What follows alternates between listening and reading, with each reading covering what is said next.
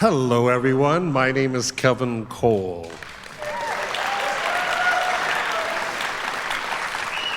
I've been asked to say a few things about this beautiful Steinway you see before you.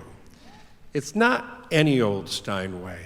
Oh, it's old, but it was a gift from one of the nephews, Mark Gershwin, of George and Ira Gershwin.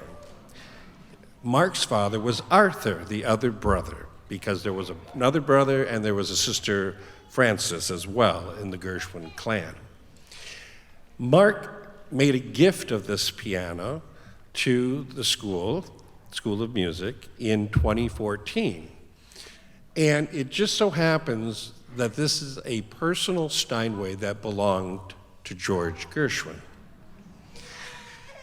As far as we can figure, it's from 1933, and we figure he wrote most of the I Got Rhythm Variations and Porgy and Bess on this very instrument.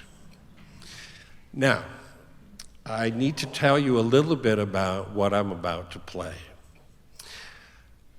Gershwin was asked to be part of a voice recital, and in 1926, he did so, and so the vocalist could have a break, he decided he would have some piano music to play.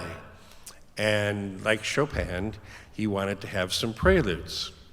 And we figure he probably played 5 or 6 on this particular concert, but chose to only publish 3 at that time. So you'll hear all 3 that are familiar, and it's kind of a fast, slow, fast setup. After that, you're going to hear the piece that got me into all of this Gershwin trouble. And I say that tongue-in-cheek. When I was 15 years old, I went to Manhattan for the first time because I wanted to meet a man named Edward Jablonski. And I had heard he was from my hometown of Bay City, Michigan. And I was really into Gershwin at that time. And he was one of the preeminent scholars and biographers on Gershwin. So I looked up in the Manhattan phone book, which was pretty big, and looked up Jablonski E, and there was a whole row of them. And I put my finger on one and called, and it was him. And I said, "My name is Kevin Cole, I'm from Bay City, Michigan, and I love Gershwin too." And there was a chuckle, and I told him I played piano, and the next evening he and his wife invited me over to their West Side apartment, and after supper, he said, "Would you like to play for me?" And I said, "Boy, would I." And I played the first 2 preludes and a Gershwin medley of my own concoction. Over the years, from that first meeting with him and playing that, I've stretched it and I've formed it into what you're going to hear this evening. But it was my signature medley, and after he heard me play it, he said the sentence that changed my life. He said, "Has anyone ever told you," now mind you, I was 15 at the time, "has anyone ever told you that when you play Gershwin, you sound like Gershwin?"